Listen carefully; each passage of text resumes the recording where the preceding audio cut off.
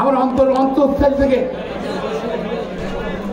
বিভিন্ন প্রতিকূলতার পরও যারা আমাকে ভোট দিয়ে নির্বাচিত করেছেন তাদের নিকট আমি কৃতজ্ঞতা জানাচ্ছি।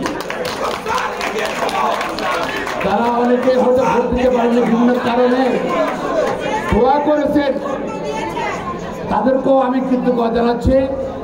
এবং সুপ্রিম কোর্ট আইনজীবী অনেক কষ্ট করে বিভিন্ন জেলা থেকে এসেছেন ভোট দেওয়ার জন্য, তাদের নিকটে কৃতজ্ঞতা জানাচ্ছি। এটা আমার জন্য আমার জীবনে অনেক বিশাল প্রাপ্তি মনে করি, সেই প্রাপ্তি আপনারাই দিয়েছেন আমাকে এবং দল মতের বিষয়ে দিয়েছেন। আমি ইনশাআল্লাহ সামনের দিকে অতীতের মতোই চেষ্টা করবো দল মতের বিশেষে উঠতে থেকে কাজ করার জন্য। আমি স্মরণ করতে চাই শ্রদ্ধার সাথে তিনি আমাকে এই সুপ্রিম কোর্টের নির্বাচনে মনোনয়ন দেওয়ার জন্য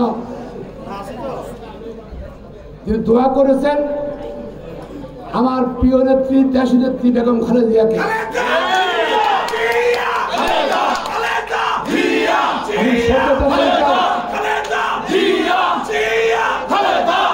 শ্রদ্ধা জানাতে চাই যিনি নিজে মনোনয়ন ঘোষণা করেছেন আমাকে এবং আমাদের 14 জনকে, ভারপ্রাপ্ত চেয়ারম্যান তারেক রহমানকে।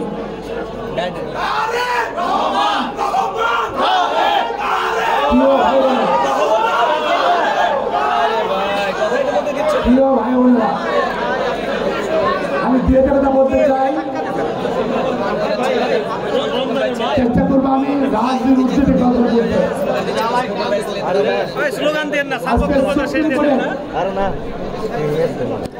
যে অবস্থা নিশ্চয়ই আমরা কেউ চাই না।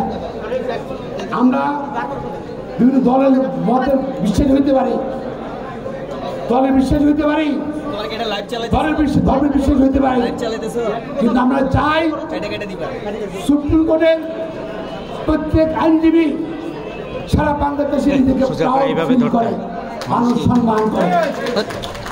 এই জন্য সুপ্রিম কোর্ট আইনজীবীদের সম্মান বাড়াতে হবে। আমাদের অনেক আইনজীবী অনেক ডিফিকাল্ট সিচুয়েশনে পড়ে কোর্টে গেলে, কারণ পর্যাপ্ত ট্রেনিং নাই। বাংলাদেশ বার কাউন্সিল অকার্যকর হয়ে গেছে এবং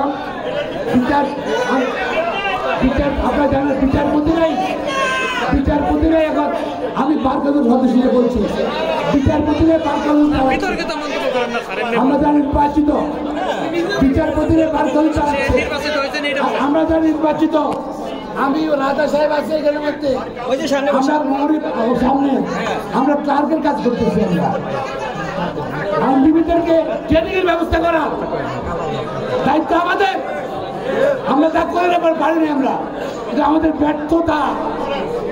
আইন অ্যামেন্ডমেন্ট করে বিচারপতিরা আজকে কিন্তু এনরোলমেন্ট দেয়, এনরোলমেন্ট খায়, সব কিছু তার কাছে, কোনো দায়িত্ব নেই, কোনো দায়িত্ব নেই আমাদের।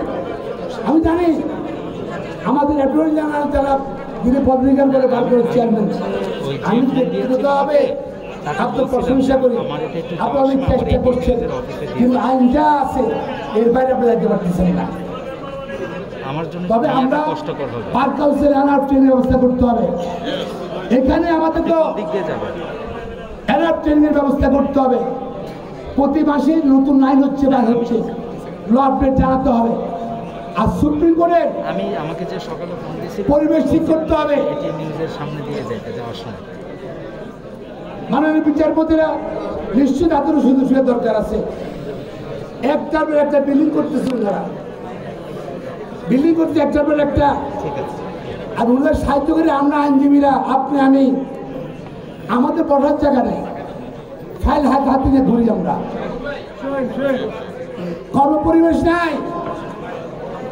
আমি মনে করি আমরা সবাই ঐক্যবদ্ধ হতে হবে, আইনজীবীদের কর্মপরিবেশটা দিতে হবে।